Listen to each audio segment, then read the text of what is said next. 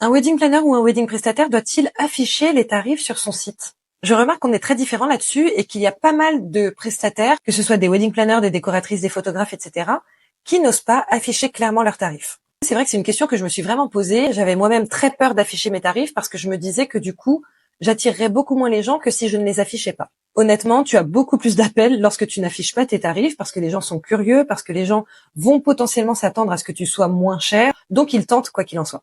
Cependant, tu vas avoir, à mon sens, beaucoup plus d'appels, ok, mais beaucoup moins qualifiés. C'est-à-dire que tu vas avoir tout un tas de futurs mariés qui vont te contacter, mais qui, en réalité, ne correspondent pas du tout à ta clientèle idéale. Lorsque j'ai commencé, je n'ai pas du tout osé afficher mes tarifs. Et en fait, j'avais effectivement beaucoup de rendez-vous. Je bookais plutôt bien, puisqu'à l'époque, je n'étais pas chère.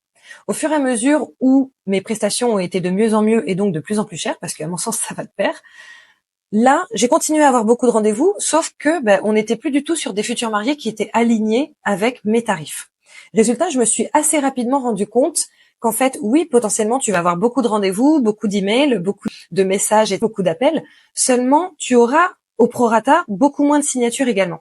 Je pense que là, c'est vraiment un parti à prendre. C'est-à-dire, soit tu es vraiment super en accord avec ton process de conversion et tu sais que lorsque tu as les gens au téléphone ou en visio, ils deviennent tes futurs mariés. Soit au contraire, t'es pas forcément super top en termes de conversion et notamment lorsque les gens ne sont pas du tout alignés avec tes tarifs. Et là, dans ce cas, peut-être qu'il vaudrait mieux les afficher.